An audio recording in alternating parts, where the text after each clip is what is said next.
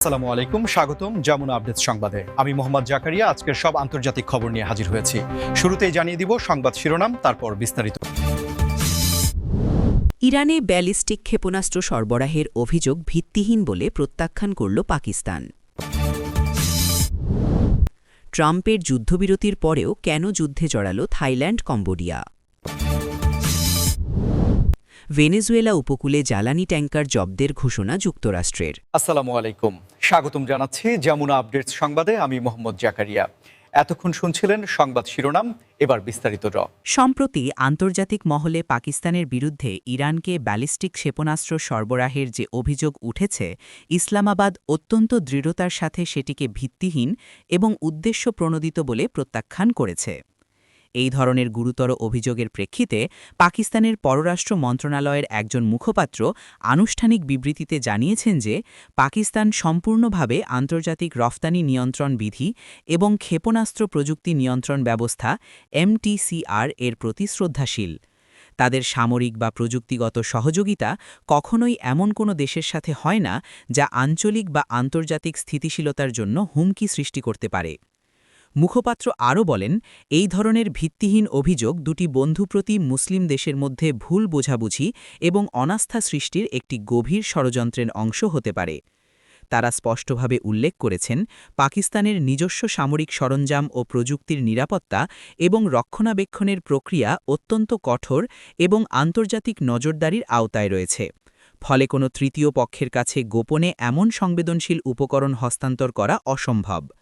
আমরা যদি এই অভিযোগের প্রেক্ষাপটটি দেখি, তবে দেখা যায় এটি এমন এক সময়ে সামনে এলো যখন আঞ্চলিক ভূরাজনীতিতে বেশ কিছু নতুন মেরুকরণ চলছে। বিশেষত মধ্যপ্রাচ্যের উত্তেজনা এবং আন্তর্জাতিক পরাশক্তিগুলোর প্রভাব বিস্তারের চেষ্টার মধ্যেই এই ধরনের খবর প্রায়শই পরিবেশিত হচ্ছে। এ কারণে পাকিস্তানের এই দাবিকে শুধুমাত্র একটি আনুষ্ঠানিক অস্বীকার হিসেবে দেখা ঠিক হবে না, বরং এটিকে তাদের বৈদেশিক নীতি এবং আঞ্চলিক ভারসাম্যের প্রতি তাদের অঙ্গীকারের প্রতিফলন হিসেবে দেখা উচিত। পাকিস্তান বরাবরই আঞ্চলিক শান্তি ও স্থিতিশীলতার পক্ষে তাদের অবস্থান পুনর্ব্যক্ত করেছে এবং অস্ত্র বা প্রযুক্তি সরবরাহের মাধ্যমে কোনো সংঘাতকে উস্কে দেওয়ার নীতি থেকে তারা বহু দূরে। পররাষ্ট্র মন্ত্রণালয়ের তথ্য অনুযায়ী তারা এই অভিযোগের উৎস এবং উদ্দেশ্য নিয়েও গভীর তদন্ত শুরু করেছে, যাতে ভবিষ্যতে এই ধরনের বিভ্রান্তিমূলক তথ্য ছড়ানো রোধ করা যায়। কূটনৈতিক স্তরে ইরানও তাদের বিবৃতিতে বলেছে যে তারা পাকিস্তানের সাথে দীর্ঘদিনের বন্ধুত্বপূর্ণ সম্পর্ককে মূল্য দেয় এবং এই অভিযোগের বিষয়ে তাদের পক্ষ থেকে কোনো আনুষ্ঠানিক নিশ্চিতকরণ নেই, বরং উভয় দেশই দ্বিপাক্ষিক সহযোগিতা জোরদার করার দিকে মনোনিবেশ করছে, যা অর্থনৈতিক, বাণিজ্যিক এবং সাংস্কৃতিক ক্ষেত্রে প্রসারিত। তবে এই ঘটনাটি আন্তর্জাতিক গণমাধ্যম এবং সামরিক বিশ্লেষকদের মধ্যে একটি বিতর্কের জন্ম দিয়েছে যে সামরিক প্রযুক্তির ক্ষেত্রে দেশগুলোর মধ্যে গোপন বোঝাপড়া কতটা গভীরে যেতে পারে এবং আন্তর্জাতিক নজরদারি সংস্থাগুলো এক্ষেত্রে কতটা কার্যকর। পাকিস্তান তাদের সামরিক প্রযুক্তি রপ্তানির বিষয়ে আরও স্বচ্ছতা আনার জন্য আন্তর্জাতিক অংশীদারদের সাথে কাজ করতে প্রস্তুত বলে জানিয়েছে।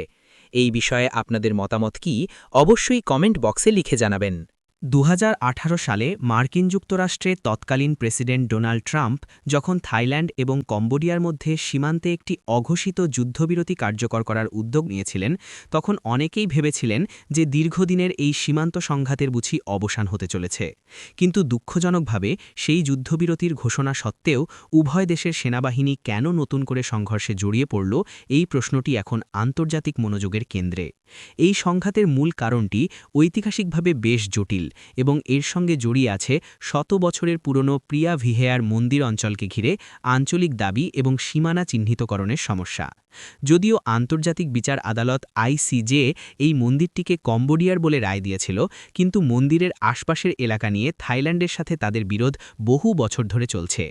ট্রাম্প প্রশাসনের প্রচেষ্টা ছিল মূলত একটি কূটনৈতিক সমাধান বা অন্ততপক্ষে দীর্ঘমেয়াদী শান্তি প্রক্রিয়ার জন্য একটি প্রাথমিক প্ল্যাটফর্ম তৈরি করা। এই উদ্যোগের ফলশ্রুতি একটি সাময়িক স্থিতিশীলতা দেখা গেলেও সীমান্তের অনেক ছোট ছোট এলাকা এবং প্রাকৃতিক সম্পদকে কেন্দ্র করে স্থানীয় পর্যায়ে উত্তেজনা পুরোপুরি কমেনি।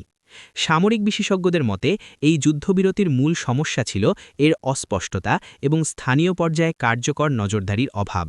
ট্রাম্পের ঘোষণাটি ছিল মূলত উচ্চ পর্যায়ের কূটনৈতিক চাপ এবং সমঝোতার ফসল, কিন্তু সীমান্তে নিয়োজিত থাকা উভয় দেশের সৈন্যদের মধ্যে সম্পর্কের উন্নতি এবং আস্থা তৈরির জন্য প্রয়োজনীয় গ্রাউন্ডওয়ার্ক অনুপস্থিত ছিল। ফলে একটি সামান্য ভুল বোঝাবুঝি বা স্থানীয় পর্যায়ে ঘটে যাওয়া ছোটখাটো ঘটনাও দ্রুত বড় ধরনের সংঘর্ষে রূপ নিতে পারে। সাম্প্রতিক সংঘর্ষের কারণ হিসাবে কয়েকটি স্থানীয় মিডিয়া রিপোর্টে উল্লেখ করা হয়েছে যে একটি নির্দিষ্ট সীমান্তবর্তী এলাকায় কম্বোডিয়ান সৈন্যদের একটি অস্থায়ী চেকপোস্ট স্থাপনকে থাই সেনারা যুদ্ধবিরতির লঙ্ঘন হিসাবে দেখেছিল। অপরপক্ষে কম্বোডিয়া দাবি করে যে থাই সেনারা তাদের সীমান্তের আভ্যন্তরে অবৈধভাবে অনুপ্রবেশের চেষ্টা করছিল। এই ধরনের স্থানীয় দাবিপাল্টা দাবির ফলে উত্তেজনা দ্রুত বৃদ্ধি পায়। থাইল্যান্ড ও কম্বোডিয়ার এই সংঘাত শুধুমাত্র সামরিক বিষয় নয়, এটি উভয় দেশের আভ্যন্তরীণ রাজনীতি এবং জাতীয়তাবাদী আবেগের সঙ্গেও গভীরভাবে জড়িত। প্রত্যেক দেশের সরকারই তাদের দেশের সার্বভৌমত্ব রক্ষার বিষয়ে অত্যন্ত সংবেদনশীল এবং নিজেদের অবস্থানে অনড় থাকে, যা স্থায়ী সমাধানের পথকে আরও কঠিন করে তোলে। রাজনৈতিক বিশ্লেষকরা বলছেন, ট্রাম্পের যুদ্ধবিরতির ঘোষণা একটি সদিচ্ছার বহিঃপ্রকাশ ছিল, কিন্তু এটি সমস্যার মূল কারণ অর্থাৎ সঠিক সীমানা চিহ্নিতকরণ এবং আঞ্চলিক সম্পদ ভাগাভাগির বিষয়ে কোনো স্থায়ী চুক্তিতে পৌঁছাতে পারেনি। ফলশ্রুতি যে কোনো সময় এই ধরনের সংঘর্ষের পুনরাবৃত্তি হওয়া অস্বাভাবিক নয়। এই সংঘাত নিরসনে আন্তর্জাতিক সম্প্রদায়, বিশেষ করে আসিয়ান দেশগুলির আরও জোরালো ভূমিকা রাখা উচিত।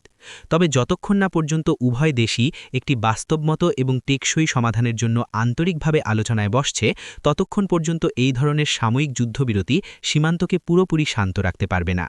সাম্প্রতিক মাসগুলোতে আন্তর্জাতিক জলসীমায় উত্তেজনা বৃদ্ধির ঘটনাগুলোর মধ্যে অন্যতম একটি হল ভেনেজুয়েলা উপকূলে একটি জ্বালানি ট্যাঙ্কার জব্দের বিষয়ে মার্কিন যুক্তরাষ্ট্রের ঘোষণা। যুক্তরাষ্ট্রের বিচার বিভাগ এবং কোস্ট গার্ডের পক্ষ থেকে জানানো হয়েছে যে একটি অনিবন্ধিত ট্যাঙ্কার যা ইরানের তেল বহন করছিল বলে প্রাথমিকভাবে ধারণা করা হচ্ছে, সেটিকে ভেনেজুয়েলার এক্সক্লুসিভ ইকোনমিক জোন বা ইইজেড-এর কাছাকাছি আন্তর্জাতিক জলসীমা থেকে আটক করা হয়েছে। যুক্তরাষ্ট্রের দাবি, এই ট্যাঙ্কারটি ইরানের ওপর আরোপিত আন্তর্জাতিক অর্থনৈতিক নিষেধাজ্ঞা লঙ্ঘন করে ভেনেজুয়েলার সরকারের কাছে তেল সরবরাহ করার চেষ্টা করছিল। ট্যাঙ্কারটি আটক করার প্রক্রিয়াটি ছিল অত্যন্ত সুসংগঠিত এবং পেশাদার, যাতে কোনো ধরনের সংঘাত বা পরিবেশগত বিপর্যয় না ঘটে। ট্যাঙ্কারটি এখন যুক্তরাষ্ট্রের নিয়ন্ত্রণে রয়েছে এবং এর কার্গো, যা লাখ লাখ ব্যারেল অপরিশোধিত তেল বলে অনুমান করা হচ্ছে, সেটির আইনি প্রক্রিয়া শুরু হয়েছে। এই ঘটনাটি মূলত ইরানের ওপর যুক্তরাষ্ট্রের সর্বোচ্চ চাপ সৃষ্টির নীতির একটি অংশ। মার্কিন যুক্তরাষ্ট্র দীর্ঘদিন ধরে ইরানের তেল রপ্তানিকে নিয়ন্ত্রণ করার জন্য কঠোর নিষেধাজ্ঞা আরোপ করে আসছে।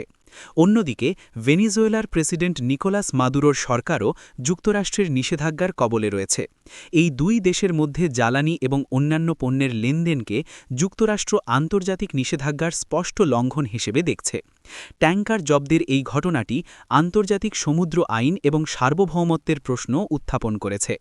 ভেনেজুয়েলার পক্ষ থেকে এখনও এই বিষয়ে কোনো আনুষ্ঠানিক এবং কঠোর প্রতিক্রিয়া আসেনি, তবে ধারণা করা হচ্ছে তারা এই পদক্ষেপের বিরুদ্ধে আন্তর্জাতিক আদালতে অভিযোগ দায়ের করতে পারে, কারণ তাদের যুক্তি হল, যদি ট্যাঙ্কারটি আন্তর্জাতিক জলসীমায়ও আটক হয়ে থাকে, তবুও এটি তাদের অর্থনৈতিক অংশীদারদের সাথে বৈধ বাণিজ্য করার অধিকারকে ক্ষুণ্ণ করে। ইরানও এই জব্দের ঘটনাকে আন্তর্জাতিক আইনের লঙ্ঘন এবং জলদস্যুতা বলে অভিহিত করেছে। তাদের পররাষ্ট্র মন্ত্রণালয়ের পক্ষ থেকে একটি বিবৃতিতে জানানো হয়েছে যে তারা তাদের তেলের শান্তিপূর্ণ বাণিজ্য অব্যাহত রাখবে এবং যুক্তরাষ্ট্রের এই ধরনের পদক্ষেপ আন্তর্জাতিক বাণিজ্যের স্বাধীনতায় হস্তক্ষেপ। এই ঘটনা আঞ্চলিক ভূরাজনীতিতে তাৎক্ষণিক প্রভাব ফেলবে বলে ধারণা করা হচ্ছে। প্রথমত, এটি ইরান এবং ভেনেজুয়েলার মধ্যে সম্পর্ককে আরও মজবুত করতে পারে, কারণ উভয় দেশই যুক্তরাষ্ট্রের নিষেধাজ্ঞার শিকার। দ্বিতীয়ত, আন্তর্জাতিক তেল বাজারে এর একটি অস্থিরতা সৃষ্টি হতে পারে, যদিও ট্যাঙ্কারে থাকা তেলের পরিমাণ বৈশ্বিক সরবরাহের তুলনায় খুব বেশি নয়। তবে এই ধরনের জব্দের ঘটনা তেলের রপ্তানিকারক দেশগুলোর মধ্যে নতুন করে উদ্বেগ সৃষ্টি করবে। সামরিক ও কৌশলগত দৃষ্টিকোণ থেকে এই পদক্ষেপটি এই অঞ্চলে যুক্তরাষ্ট্রের সামরিক উপস্থিতির গুরুত্ব এবং আন্তর্জাতিক জলপথে তাদের নজরদারির সক্ষমতা তুলে ধরে। এই ধরনের সংবেদনশীল ইস্যুতে আইনগত দিকগুলো কী হতে পারে বলে আপনারা মনে করেন? কমেন্ট করে আপনাদের মূল্যবান বিশ্লেষণ জানাতে পারেন। আপনাদের প্রতিটি মন্তব্য আমাদের জন্য প্রেরণা। আর যদি ভিডিওটি ভালো লেগে থাকে, তবে অবশ্যই একটি লাইক দেবেন এবং আমাদের চ্যানেলটি সাবস্ক্রাইব করে পরিবারের অংশ হয়ে উঠুন। ধন্যবাদ।